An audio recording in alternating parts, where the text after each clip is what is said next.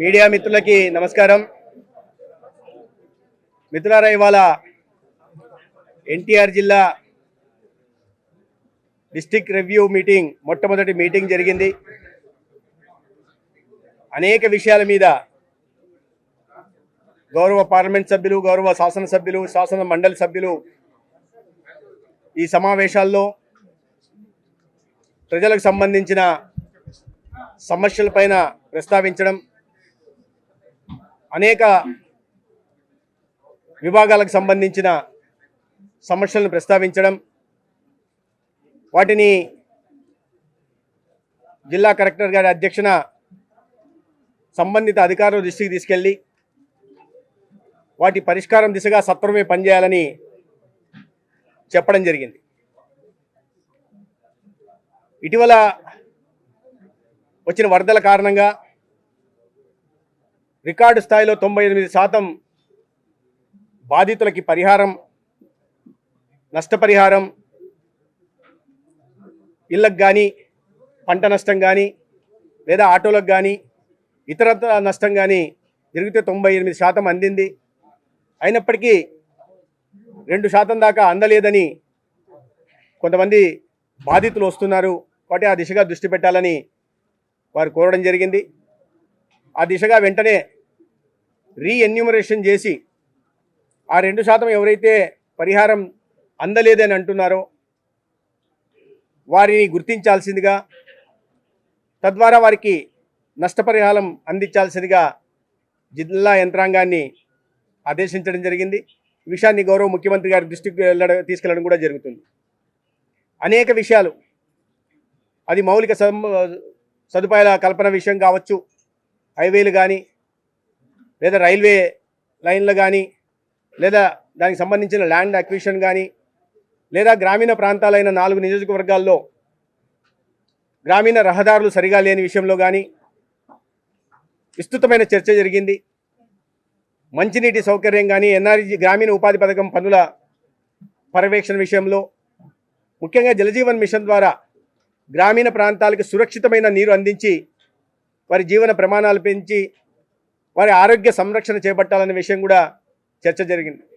ప్రధానంగా ఏ కొండూరు గ్రామంలో కూడా అది ఆరోగ్యానికి సంబంధించిన కేసులు అయినప్పటికీ, సీకేడీకి సంబంధించిన కేసులు అయినప్పటికీ, ప్రధానంగా సురక్షితమైన మంచినీరు లేకపోవడం వల్ల, ఇతర పెస్టిసైడ్స్ వీటి వాడకం ఎక్కువ ఉండడం వల్ల అనేక మంది పేదలు ప్రధానంగా ఈ మూత్రపిండ వ్యాధి బారిన పడుతున్నారు.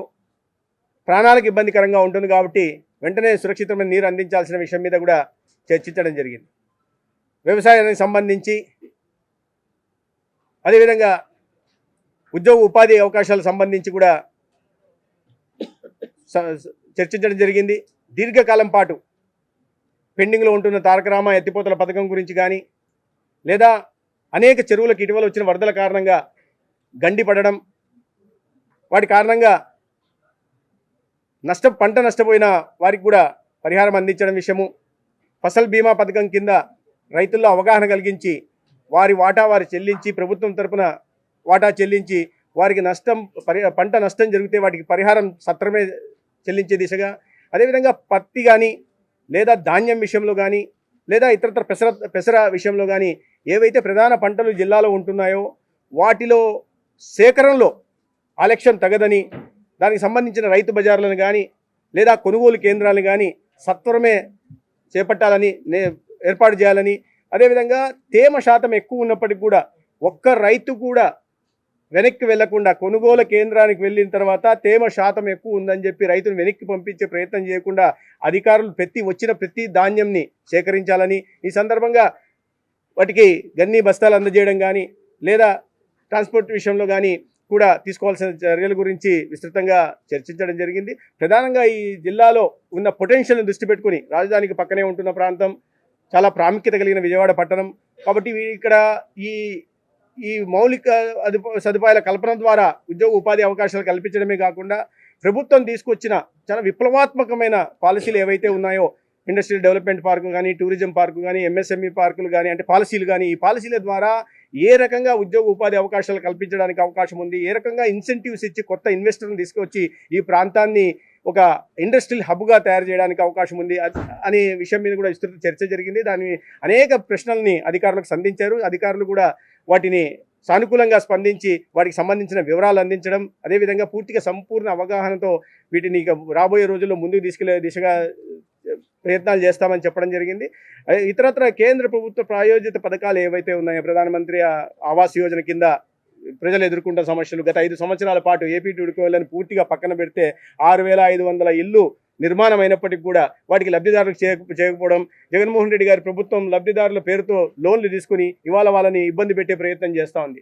వాటిని కూడా సంబంధించిన లీడ్ బ్యాంక్ మేనేజర్స్తో మాట్లాడి లీడ్ బ్యాంక్తో కూడా ఒక సమావేశం నిర్వహించి వాటికి సమస్య పరిష్కారంగా అనిపించడం, అదే 2 సంవత్సరాలుగా ఉంటున్న మారటోరియంని 3 సంవత్సరాలకు పొడిగించడం జరిగింది ఇటీవల వచ్చిన వరదల కారణంగా.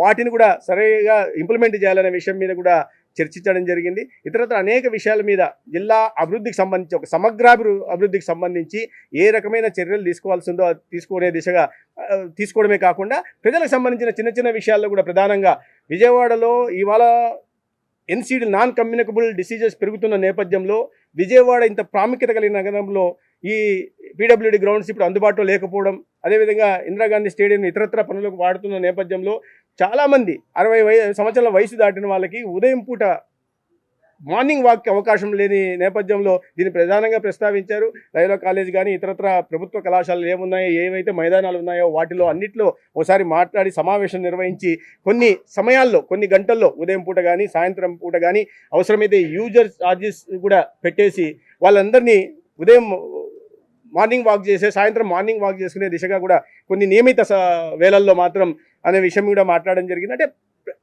సమాజంలో ప్రతి వర్గానికి సంబంధించిన సమస్యల మీద ఇవాళ అది రైతులు కావచ్చు, లేదా మహిళలు కావచ్చు, లేదా యువకులకు సంబంధించిన కావచ్చు, పేదలకు సంబంధించిన విషయాలు కావచ్చు, ఏవైతే 4 ప్రధాన కులాలు ఈ దేశంలో ఉంటున్నాయని నరేంద్ర మోడీ గారు అంటున్నారో, పేదలు, మహిళలు, యువకులు, పేదలు, ఈ 4 కులాలకు సంబంధించిన ప్రధానమైన సమస్యలు ప్రతి విషయం మీద సమగ్రంగా చాలా నేనంటే మొదటి సమావేశం కదా చేసిన పరిచయంతో పోతుంది, పరిచయం అయిన తర్వాత వచ్చే సమావేశంలో చర్చించుకుంటాం అనుకున్నాం. కానీ చాలా సమగ్రమైన అవగాహన వారి నియోజకవర్గాల్లోనే కాకుండా జిల్లాలో సమగ్రమైన అవగాహన ఉన్న ప్రజాప్రతినిధులు ఎంపీ గారు కానీ శాసనసభ్యులు కానీ ఉండడం ఈ నిజంగా ఇవాళ సమావేశానికి చాలా ఉపయోగపడింది. మొదటి సమావేశమే చాలా నిర్మాణాత్మక అనేక విషయాల మీద చర్చ జరగడం జరిగింది. అయితే వీటిని పరిష్కారం రాబోయే ప్రతి సంవత్సరం ఎందుకు నాకు చెప్తున్నారు, గత ఈ జిల్లాల విభజన జరిగిన తర్వాత కొత్త ఎన్టీఆర్ జిల్లాలో ఒకసారి డిఆర్సీ మీటింగ్ జరిగిందని.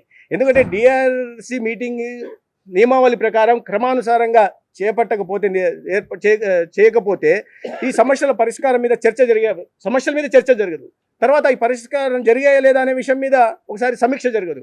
అవి జరగకుండా ఇన్నాళ్ళు జరిగింది. అయితే ఇప్పుడు ఈ సమావేశం నిర్వహించడం జరిగింది. ప్రతి 3 నెలలకి అవసరమైతే అవసరాన్ని బట్టి ఈ కాస్త ముందుగా కూడా అవసరమైతే పరిస్థితులను బట్టి 3 నెలలకు 2 సార్లు కూడా చేసే విధంగా కూడా, ఎందుకంటే ఈ యాక్షన్ టేకర్ అధికారులు ఎంత వేగంగా స్పందించి సత్వరంగా సమస్యలు పరిష్కారం చేపడితే ఆ దిశగా మరి కాస్త ముందుకెళ్ళడానికి అవకాశం ఉంటుంది. కాబట్టి క్రమానుసారంగా డిఆర్సీ మీటింగ్ కూడా నిర్వహించుకోవాలని నిర్ణయం చేయడం జరిగింది. అనేక ఇతరత్ర విషయాల మీద నిర్ణయం చేసి ఇవాళ రాష్ట్రంలో ఎన్టీఆర్ జిల్లాకు ప్రాంతానికి పట్టణానికి ఉన్న ప్రాముఖ్యత దృష్ట్యా టూరిజం మీద కూడా ప్రత్యేకంగా దృష్టి పెట్టి అది కొండపల్లి అభివృద్ధి చేయడం కానీ, లేదా నెమలి అభివృద్ధి చేయడం కానీ, ఇతరత్ర పర్యాటక ప్రాంతాలు ఏవైతే ఉన్నాయో వాటిని ప్రత్యేకంగా దృష్టి సారించి వాటిని అభివృద్ధి చేసి రాష్ట్ర ప్రభుత్వ నిధులతో కానీ కేంద్ర ప్రభుత్వ పథకాలతో కానీ తీసుకొచ్చి అభివృద్ధి చేసి ఉద్యోగ ఉపాధి అవకాశాలు కల్పించడం, ఒక ఎకనామిక్ యాక్టివిటీని కూడా ఆ దిశగా పెంచి సమగ్రాభివృద్ధికి ఏ చర్యలు తీసుకోవాలో ఆ చర్యలన్నింటి మీద కూడా ఇవాళ చాలా సుదీర్ఘంగా చర్చించడం జరిగింది. ధన్యవాదాలు.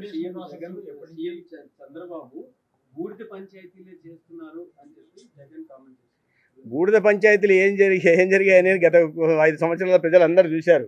ఆ బూడిద పంచాయతీలు చేశారని చెప్పి ఇవాళ మన ముఖ్యమంత్రి నారా చంద్రబాబు నాయుడు గారు ఈ ఎన్టీఆర్ జిల్లా అభివృద్ధిపై ప్రత్యేక దృష్టి పెట్టి మాకు సత్యకుమార్ గారిని ఇన్ఛార్జి మంత్రిగా ఇవ్వటం మా జిల్లా యొక్క అదృష్టంగా భావిస్తున్నాం. ఎందుకంటే చంద్రబాబు నాయుడు గారి దగ్గరే కాదు, ప్రధానమంత్రి మోడీ గారి దగ్గరికి కూడా వెళ్ళి ఈ సమస్యల మీద, ఈ జిల్లా అభివృద్ధి మీద దృష్టి పెట్టడంలో వారు కేంద్రీకరిస్తారని అందరికీ వారికి ఉన్న అనుభవం కానీ వారికి ఉన్న ఇన్ఫ్లుయెన్స్ కానీ మనందరికీ తెలుసు. కాబట్టి జిల్లా చేసుకున్న అదృష్టంగా ముందుగా భావిస్తున్నాం. ఇవాళ మొట్టమొదటి డిఆర్సీ సమావేశంలో కొత్తగా వచ్చిన కలెక్టర్ గారు కానీ, లక్ష్మీ గారు కానీ, మా ఎమ్మెల్యేలు కానీ, నేను కానీ, ఇవాళ అధికారులు కానీ చూస్తే మీరు 5:30 గంటలు డిఆర్సీ మొట్టమొదటి సమావేశం జరిగిందంటే ఎంత చక్కటి సమావేశం. ఇవాళ జిల్లా అన్ని సమస్యల మీద మనం చేయాల్సిన పనుల మీద ఒక చక్కటి సమావేశం ఏర్పాటు చేయడం జరిగింది. ఈ సమావేశంలో తీసుకున్న నిర్ణయాలు పలు నిర్ణయాలు మళ్ళీ వచ్చే సమావేశం లోపల అన్నీ కూడా నిర్ణయాలన్నీ అమలుపరిచే విధంగా, ఏదైనా సమస్యలు ఉంటే సమస్యలను కూడా కూర్చునే విధంగా అందరూ 3 నెలలు అడుగుతుంటే మా మంత్రి గారు అయితే నెలన్నరలోనే పెడదామని అంటాం. మా అందరి అదృష్టంగా భావిస్తున్నాం. తప్పకుండా ప్రజాప్రతినిధులు, అధికారులు, అంతేకాకుండా అందరం కూడా కలిసికట్టుగా ఉండి ఎన్టీఆర్ జిల్లాని అభివృద్ధి పథకంలో ముందుకు తీసుకెళ్లే విధంగా కృషి చేస్తామని తెలియజేస్తున్నాం. Thank you. అది కూడా చర్చించడం జరిగింది. ఇవాళ సమావేశంలో అందరూ ప్రజాప్రతినిధులు కూడా తప్పకుండా గ్రేటర్ విజయవాడలో ఆ గ్రామాలు కలపాలి, గ్రామాలకి ఫెసిలిటీస్ అన్నీ అధికంగా రావాలి. కాబట్టి విజయవాడలో కొన్ని గ్రామాలు కలపాలని అందరం కూడా ఒక సమావేశంలో నిర్ణయించడం జరిగింది, ఆలోచించుకుంటున్నాం. అది కూడా ముఖ్యమంత్రి వారి దృష్టికి తీసుకెళ్తారు మా ఇన్ఛార్జి మంత్రి గారు. తీసుకుని వెళ్ళి ఏ విధంగా గ్రేటర్ విజయవాడ చెయ్యాలో, లేకపోతే ఏ గ్రామాలు కలపాలో ముఖ్యమంత్రి గారి ఆదేశాల మీదకు మేము మా ఇన్ఛార్జి గారు మంత్రి గారు దాని నిర్ణయం తీసుకుంటారు. తప్పకుండా ఇవాళ విజయవాడ నగరంలో చిరు వ్యాపారులు అందరూ కూడా వ్యాపారం చేసుకునే విధంగా విజయవాడ నగరంలో 6 ఫుడ్ కోర్టులు పెంచే విధంగా మేము ఈ సమావేశంలో నిర్ణయించడం జరిగింది. దాంట్లో ఏమేమి స్థలాలు ఎక్కడ ఉన్నాయి, ఇటువంటివన్నీ కూడా పరిస్థితులన్నీ కూడా విజయవాడ మున్సిపల్ కార్పొరేషన్ వారు, కలెక్టర్ గారు అందరూ కలిసి నిర్ణయం తీసుకున్నాక ఎక్కడెక్కడ ఫుడ్ కోర్టులు రావాలో కూడా వాటి విషయాలు కూడా మీ అందరికీ వివరిస్తాను. ధన్యవాదాలు.